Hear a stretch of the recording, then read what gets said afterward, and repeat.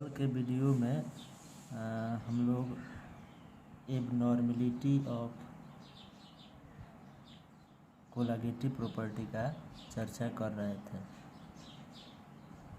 जिसमें बताया गया कि किस किस कंडीशन पर कोई सॉल्यूशन एबनॉर्मल सॉल्यूशन होता है, अर्थात उस पर कोलागेटिव प्रॉपर्टी वर्क नहीं करता है, मतलब रॉल्स लॉ फेल हो जाता है। तो उसके लिए हम लोग दो सॉल्यूशन लिए थे कल के वीडियो में, जिसमें एक सॉल्यूशन जो है इलेक्ट्रोलाइट्स जनरल सॉल्ट का था, जिस पर देखा गया कि कैलकुलेटेड वैल्यू उसका अलग आ रहा था और एक्सपेरिमेंटल वैल्यू जब फाइंड आउट किए तो वो अलग आया, जो कि एक्सपेरिमेंटल वैल्यू ही मेन वैल्यू होगा। तो वहाँ से ये हम लोगों को पता चला कि जो सॉल्ट वाला सॉल्यूशन है वो एबनॉर्मल सॉल्यूशन है, जहाँ रॉल्स लॉ वर्क नहीं कर रहा है। तो कैसे एबनॉर्मल सॉल्यूशन को हम लोग डिफाइन करें, उसके लिए आज हम लोग चर्चा करेंगे। जैसे कि एबनॉर्मल अगर कोई सॉल्यूशन है जिसमें हम आपको तीन कंडीशन बताए हैं, एक कंडीशन में जो सॉल्यूट है इलेक्ट्रोलाइट्स हो, दूसरा लिए थे जिसमें डिसोसिएट हो रहा हो, और तीसरा लिए थे जिसमें एसोसिएशन हो रहा हो, और कुछ स्पेशल रिएक्शन है जिस कंडीशन पे रॉल्स लॉ वर्क नहीं करता है।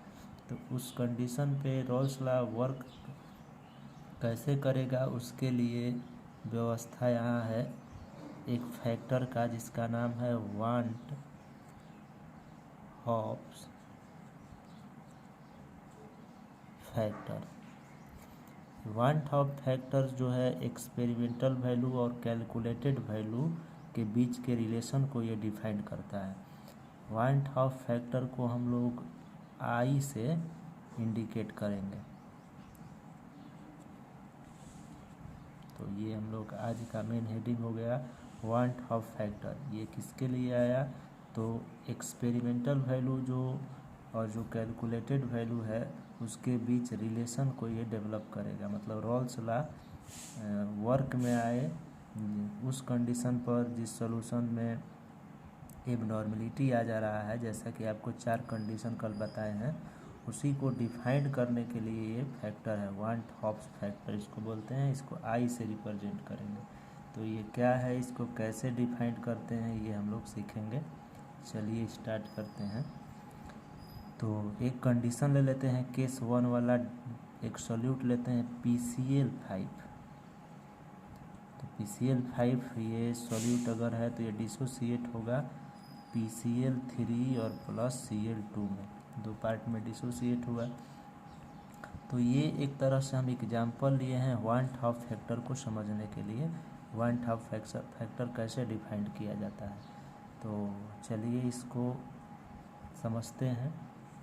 तो आप लोगों को पता होगा कि इक्विलिब्रियम जब हम लोग पढ़ रहे थे, रिवर्सिबल रिएक्शन इक्विलिब्रियम होता है, तो वहाँ पे हम लोग बार बार चर्चा कर रहे थे, जब किसी रिएक्शन को, केमिकल रिएक्शन को उसके इक्विलिब्रियम कांस्टेंट के फॉर्म में एक्सप्रेस्ड करना होता था, तो कुछ कंडीशन लेते थे जिसमें हम लोग स्टार्टिंग अमाउंट मानते थे।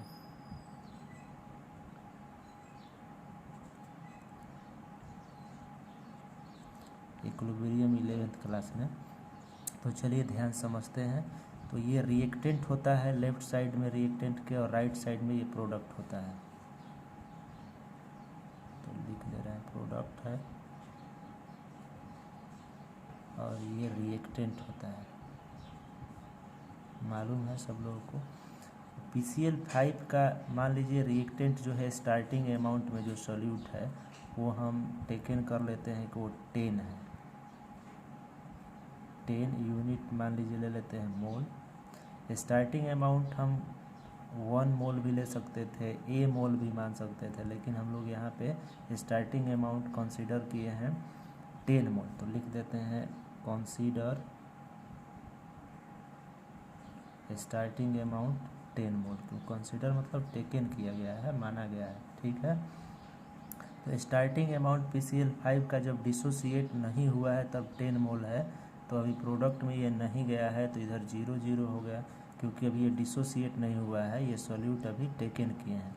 अब इसको अगर हम लोग किसी सॉल्वेंट में ऐड करते हैं, जैसे प्योर वाटर में इसको ऐड करें, तो ये डिसोसिएट होना स्टार्ट होगा, तो यहाँ से चेंज होना स्टार्ट होगा। अब ये जो चेंज है, इसी चेंज को हम लोग डिग्री ऑफ डिसोसिएशन भी बोलते हैं, डिग्री ऑफ डिसोसिएशन। तो डिग्री ऑफ डिसोसिएशन जिसको अल्फा से हम लोग इंडिकेट करेंगे आगे जब फार्मूला डेवलप कर रहे होंगे। अभी तो ये समझ रहे हैं वान हाफ फैक्टर क्या है, इसको कैसे डिफाइन किया जाता है। तो चेंज मालूम नहीं कितना से चेंज हुआ है, इसको भी मान लीजिए हम कंसीडर किए कि ये -5 से ये चेंज हो रहा है, -5 मोल से चेंज हुआ, मतलब इधर 5 मोल PCl3 डिसोसिएट और 5 मोल ये, तो ये चेंज हो गया। अब यहाँ से जब पूरा चेंजिंग मान लीजिए इस कंडीशन पे ये कंप्लीट डिसोसिएट हो गया, तो फिर लास्ट में रिमेनिंग अमाउंट, मतलब आफ्टर डिसोसिएशन अमाउंट कितना, इसको कह सकते हैं आफ्टर डिसोसिएशन ऑफ अमाउंट, मतलब डिसोसिएशन के बाद जो अमाउंट बचा, तो यहाँ पे 10 और -5 मतलब 5 मोल प्रोडक्ट में गया है, तो यहाँ पर भी कितना है ये, तो 5 मोल, और ये कितना है, तो 5 मोल, और ये भी 5 मोल, तो 5 मोल ऐड करेंगे तो आएगा, इसको ऐड करेंगे तो 5 मोल आएगा। तो टोटल अमाउंट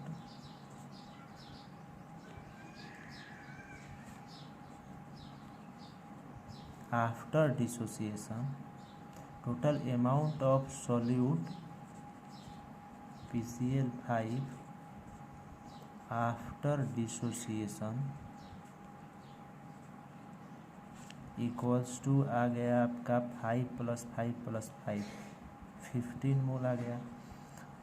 तो ये सब क्यों किया गया, वान हाफ फैक्टर को समझने के लिए। अब यहाँ से आप हम लोगों को वान हाफ फैक्टर समझ में आएगा। तो वान हाफ फैक्टर आई का फार्मूला कहिए या डिफिनीसन वो होता है, van Hoff factor is equal to number of particles या ब्रैकेट में मोल या अमाउंट भी बोल सकते हैं, number of particle of solute after dissociation और एसोसिएशन भी अगर हो रहा हो, डिवाइडेड बाई, जगह कम था तो यहाँ से लिखना पड़ा, तो number of particle of solute after dissociation और association divided by number of particles, अगर पार्टिकल्स का यूनिट मोल हो या अमाउंट भी लिखा जा सकता है। नंबर ऑफ पार्टिकल ब्रैकेट में मोल है, यहाँ लिए हैं तो मोल लिखे हैं, mole of solute before dissociation और एसोसिएशन के केस में विरोल्सला वर्क नहीं करता है, इसलिए हम डिसोसिएशन एसोसिएशन दोनों लिख रहे हैं। और तो डिसोसिएशन ही यहाँ हुआ है, तो dissociation number of particle of solute before dissociation, तो यहाँ से इस तरह से वान हाफ फैक्टर डिफाइंड होता है। तो अगर यहाँ वान हाफ फैक्टर हम लोगों को फाइंड आउट करना हो यहाँ PCl5 के लिए, तो हम लोग कर सकते हैं I is equal to number of particle, जो है डिफिनीसन में देखिए, या फार्मूला भी इसको बोल सकते हैं। तो number of particle of solute before dissociation, before dissociation से पहले नंबर ऑफ पार्टिकल कितना है, 10 मोल है, तो 10 मोल बिफोर डिसोसिएशन डिनोमिनेटर में है, आफ्टर डिसोसिएशन नोमिनेटर में है। तो आफ्टर डिसोसिएशन टोटल अमाउंट कितना है, तो 15 मोल, तो 15 बाई बिफोर डिसोसिएशन है यहाँ 10 मोल, तो 15/10। इस तरह से ये जो रेशियो आया यही है वन हाफ फैक्टर का वैल्यू। तो इसको हम लोग लिख सकते हैं I = 3/2 या 1.5। इस तरह से वन हाफ फैक्टर डिफाइंड होता है या कैलकुलेट होता है। समझ में आ गया होगा। नया ये नहीं है क्योंकि हम लोग इक्विलिब्रियम में भी पढ़े हैं 11th क्लास में। इसको दूसरे वे से भी फॉर्मुलेट किया जा सकता है। अल्टरनेटिवली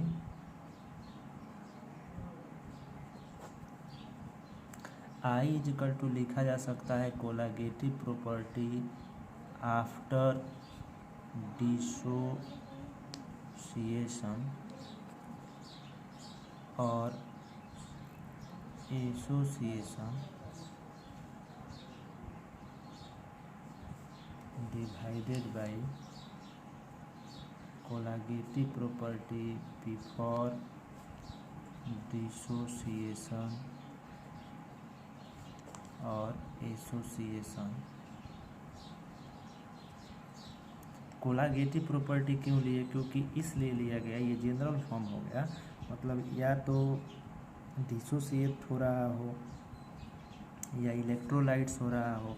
मतलब ये जो कोलागेटिव प्रॉपर्टी, 4 कोलागेटिव प्रॉपर्टी हम लोग जानते हैं होता है। Relative lowering of vapour pressure, elevation in boiling point, depression in freezing point और ऑस्मोटिक प्रेशर।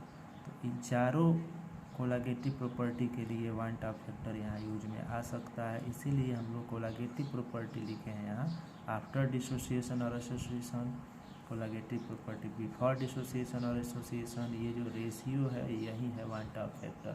इसको I से डिनोट करते हैं। इसको दूसरे वे से अगर डिफाइन करना हो तो लिख सकते हैं और I = van Hoff factor = experiment colligative property divided by calculated colligative property. Calculated colligative property का मतलब क्या है? Theoretical colligative property.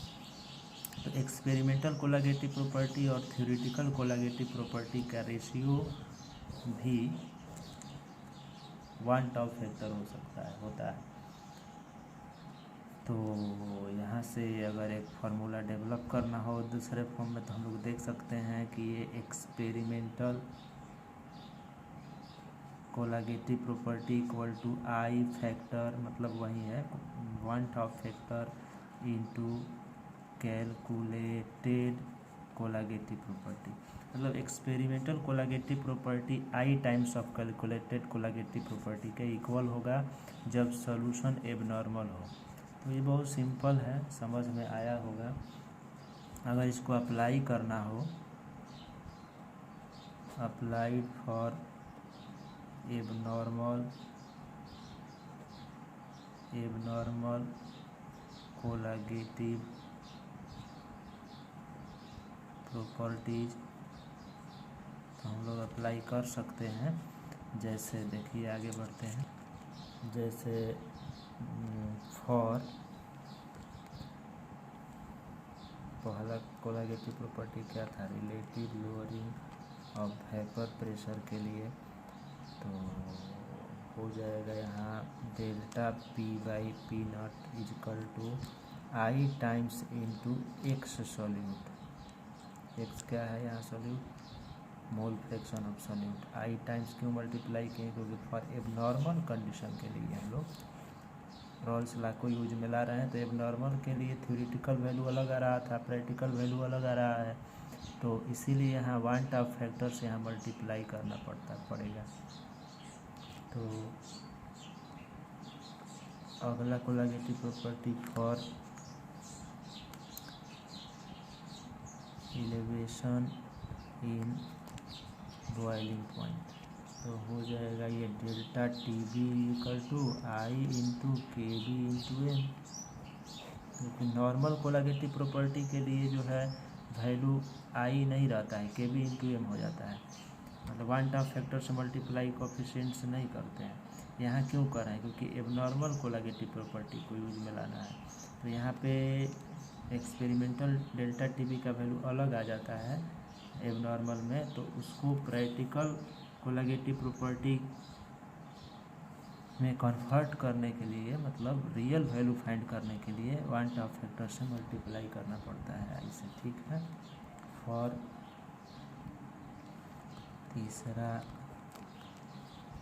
डिप्रेशन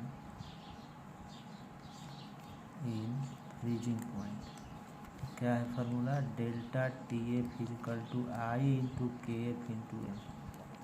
मतलब एब नॉर्मल के केस में वांट ऑफ फैक्टर से मल्टीप्लाई बस करना है। वांट ऑफ फैक्टर कैसे फाइंड करेंगे, अभी पीछे बता रहे थे, अभी इसको चारों कंडीशन पर भी हम लोग डिफाइन करेंगे।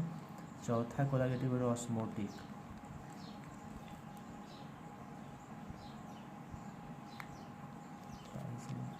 पाई is equal to I into M R T, ये सब आई से जो मल्टीप्लाई हुआ ये नॉर्मल के लिए है सब, तो ठीक है।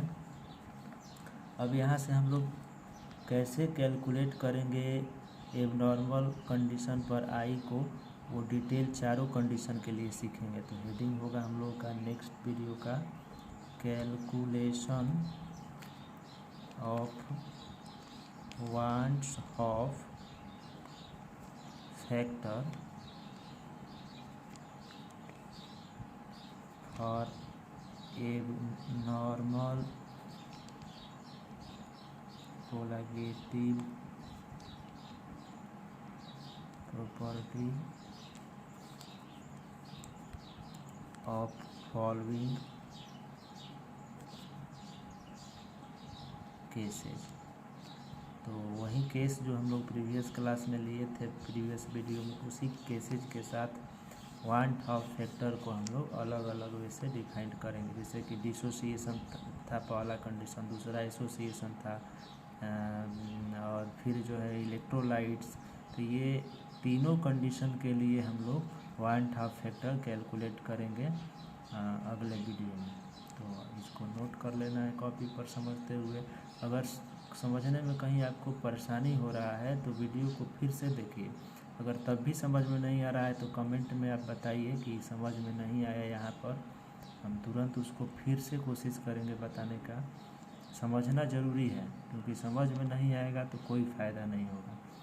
तो कोशिश किए हैं अपने तरफ से समझाने का। तो ठीक है, आज के लिए इतना ही, अगले वीडियो में इसके बाद का चर्चा होगा।